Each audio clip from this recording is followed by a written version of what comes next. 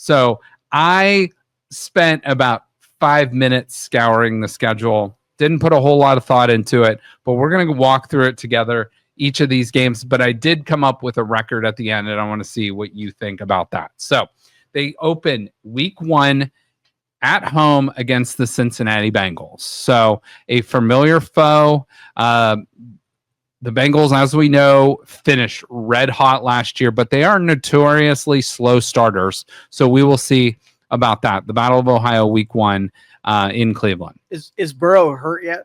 Not yet, but okay. there's a good chance in week 1 he'll either not be ready or have just come back from like a calf injury or something. So that is a good time to catch the Bengals in week 1. Yes. So we'll see about that. And Kevin Stefanski, now the Browns have actually lost 4 of their last 5 against the Bengals, but 2 of those games were meaningless. But his record against cap teams. He's phenomenal. So we'll see about that. All right, week 2.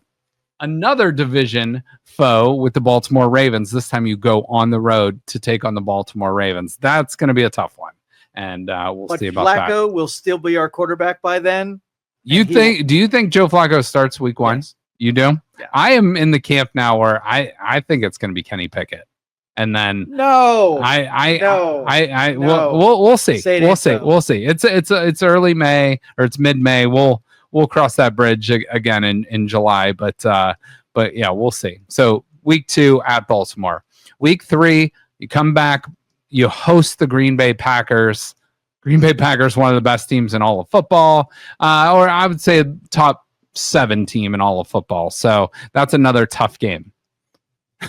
Then the following week, you go to Detroit versus the Lions. Arguably a top 3 team in football. So the Browns' first 4 games is brutal. Bengals, so real quick, Bengals, Ravens, Packers, Lions. That's a brutal stretch for the first 4 weeks. Week 5, you have to travel to London to go and take on the Minnesota Vikings. The Minnesota Vikings will have already been acclimated to the time zone because they play the week before in, I believe it's Dublin in Ireland. So I think that's a major disadvantage for the Browns. And the Browns get no time off. They travel from, where do they come from? So basically, you're playing in Detroit on a Sunday to play the following Sunday in London, England. And then after that, you come home to play. Actually, no, you're back on the road against the Pittsburgh Steelers. So the Browns, the game against the Vikings is technically a home game. So, but the Browns are basically playing 3 straight games against the Lions, against the Vikings, and against the Steelers, all on the road. That's a brutal schedule. You're going from Detroit to London, back to Cleveland, and then to Pittsburgh that same week. So that's a tough stretch. Do you think it's fair that the Vikings get to play back-to-back games across the pond, whereas the Browns then have to go over? Shouldn't it be like both teams travel over for one game and then come back? Do you think that's more like, what do you think on that? That's rough because they still do like the short weeks with Monday night games and Thursday night games. That's some true. Teams are at a disadvantage. That's true. So long that they keep on the same time schedule, it's no different than a Thursday night game. Okay.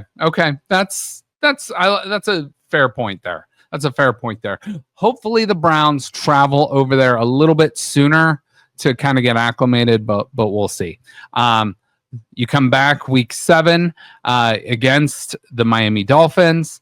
If Tua's playing, that's a tough game. If he's not, then we'll take our chances there. That game's at home. Week 8, seeming to be an easy game against the Patriots. I don't think so. I think the Patriots are going to be a decent team this year. I think they're going to fight for a playoff spot. And you're going against Mike Vrabel, who coached with the Browns last year and also grew up in Northeast Ohio. The Browns then week 10 go to New York to take on the Jets.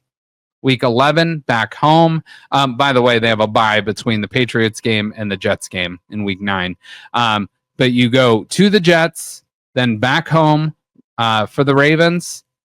You go to Las Vegas again, week 12. Home against the 49ers.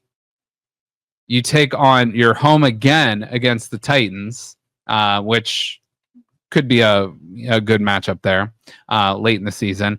Then you go to Chicago week 15, to take on Caleb Williams and the Bears. You get the Bills at home week 16, but we know the Bills are going to probably be fighting for a top seed in the AFC. That's going to be a tough game. You get the Browns host the Steelers then week 17 of the season. We don't know who Pittsburgh's quarterback is right now. We don't know who the Browns quarterback is right now. So some tough stuff there. And then you bookend with the Cincinnati Bengals. So you get the Bengals week 1, you get the Bengals week 18 in the Battle of Ohio. That game then in Cincinnati. So that's a look at the schedule. Which week was the bye? Week 9. 9. Okay. 9. So kind of like right in the middle, which is, I kind of like that in the middle there. So what do you think? Like give a rest? Yeah. So but injuries could happen, as we know, any week of the season. But it's nice to have it in the middle. But we'll see. So I'm gonna put my schedule predictions, and this again, it's May 15th. Things can change, injuries can happen. Maybe the team surprises us. We will see. But here's what I put out, and we'll see if Joe agrees or disagrees with me. So I have the Browns as their ceiling at 7-10 this year. I have their floor at 3-14.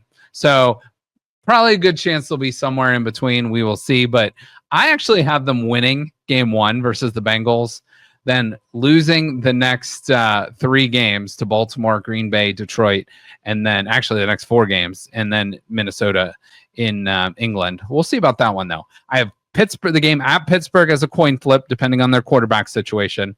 I put for the Miami game. If Tua plays, it's a loss. If he's out, we win. New England, I have as a loss.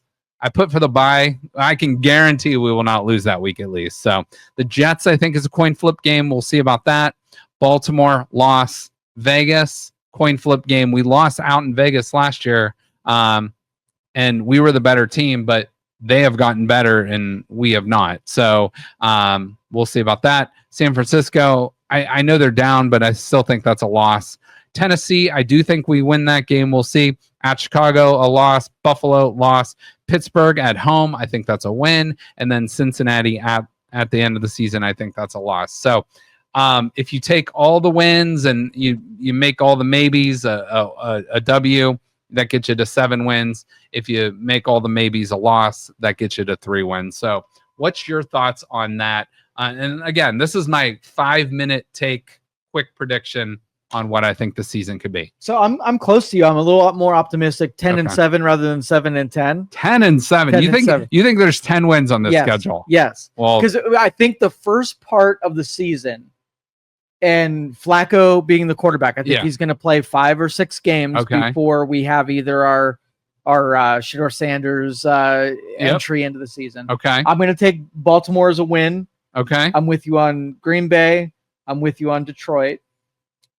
Minnesota probably.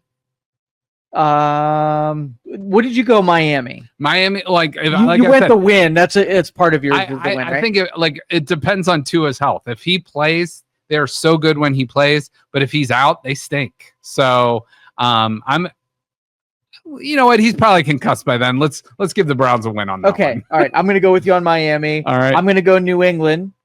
The bye, that's a toss up. We might experience a loss there.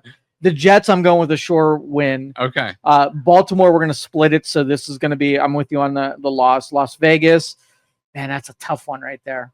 San Francisco loss, Tennessee win, Chicago loss, Buffalo. That's going to be a tight game. So maybe I'm 9-8. Okay, Joe going very positive on his prediction with the Browns. I am more negative on the Browns this season, but I was real optimistic last year, and I was like, the Browns probably go 10-7 last year, and as we know, they went 3-14 and really stunk it up. So Joe more positive. Joe's thinking 9-8 or 10-7. Yeah. I'm in the, so you know what? Let's split the difference. So why New England and the Jets? Why do you think they're going to turn? New England's going to be good. New England's going to be good. Tell me why you think that. I think the new head coach, Vrabel, comes in. He toughens them up. They have their quarterback in Drake May.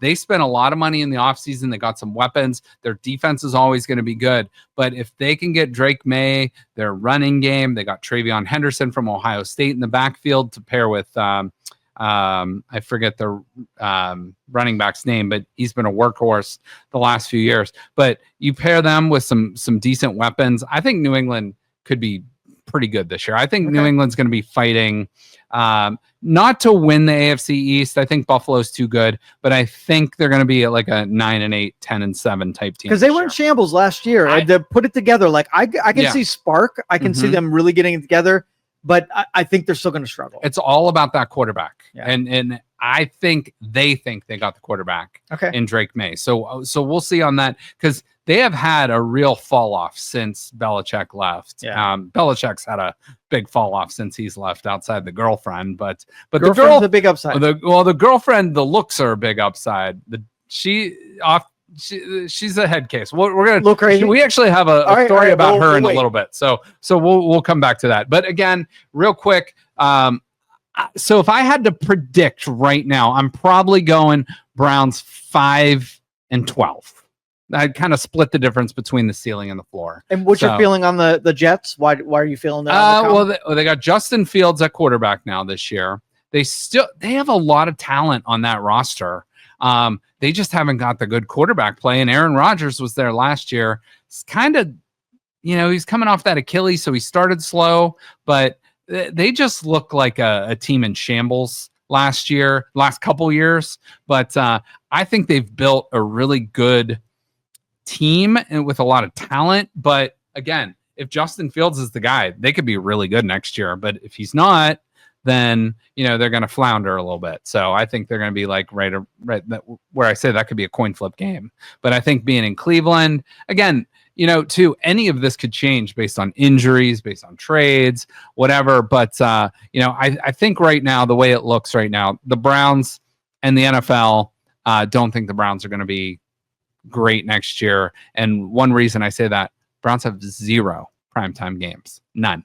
No Thursday night games, no Sunday night games, no Monday night games. So your Sunday afternoons, you can pretty much bank on the Browns playing on Sunday afternoons next year, outside of outside of that Sunday morning game, which will be in London because the time changed there. So I don't know.